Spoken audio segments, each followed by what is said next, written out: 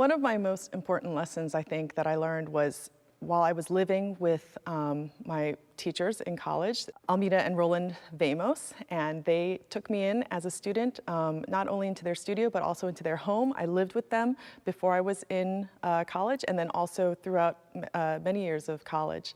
And one thing that really impressed me was that you could have in their house this life that was immersed in music.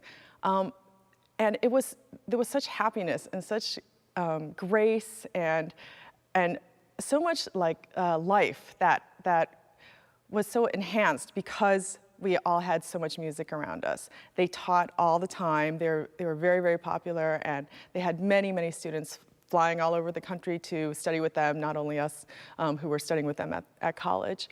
There were people playing all the time, all around us, and it didn't feel like it was just work. It felt like it was this glorious lifestyle that really, that had so much optimism, and it really made me feel like, oh, if I could do this, if I could really become a professional musician and do it all the time and have a life that was so rich like that, I really felt like, oh, that would be so nice. It would make me so happy. And so I feel very fortunate that I was able to find a life like that for myself and be a part of this fantastic orchestra and make music with these amazing musicians every week. And so I really feel like I was able to find that enriched life that I really hoped to and had a glimpse of while I was in college.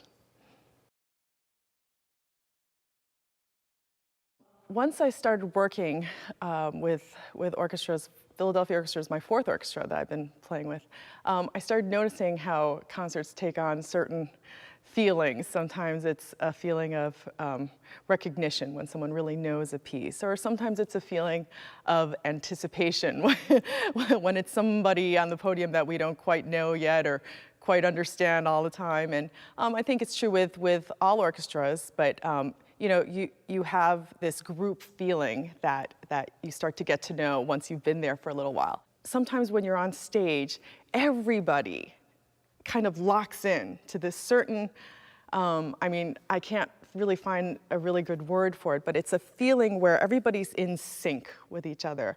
And it's that you know that you can trust one another and you know what you want to do with each other, and that you're kind of reading everybody's mind and everybody's reading your mind too. And you just have this feeling like, oh my gosh, we're playing at a different level. And I like to think that the orchestra can hear that too, because it's not just 100 musicians playing on the stage, you know, music that's on their stand, but it's that 100 musicians are coming together in this way that it's very magical when it happens. And it doesn't happen every week, but when it does happen, it makes it so worthwhile. It's such a different experience. I would say it's even transformative.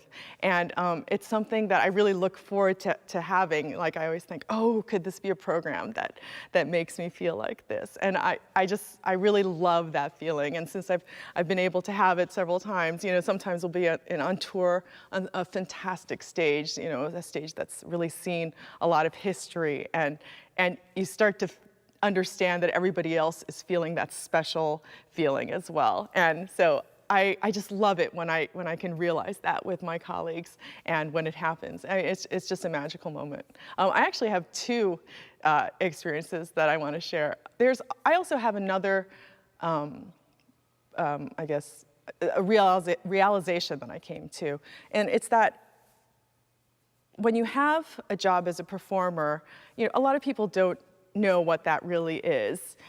You are explaining to people, oh, this is a full-time job. It's not my, you know, nighttime job. I don't have a separate day job.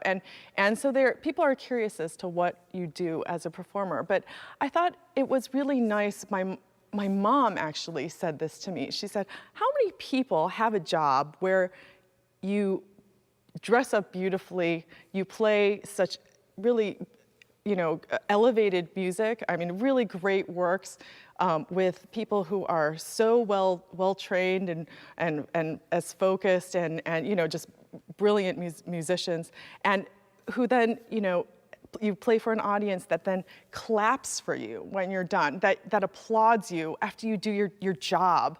You know, we all go to the dentist. We have to go to the dentist, but I don't see myself applauding my dentist. I don't think dentists get applause, even though they might deserve it. And here we play week after week, and people applaud us for doing what is essentially our jobs. And I thought, when she said that to me, I thought, oh, that's right. This is a privileged job to have. I mean, if you're going to call it a job, it's a place that is so exalted because you have people who admire the work that you're doing. And I think that that's great. I loved realizing that with my mom when my mom mentioned it. So, I think it's nice. It makes me feel like it's a special thing to play in an orchestra.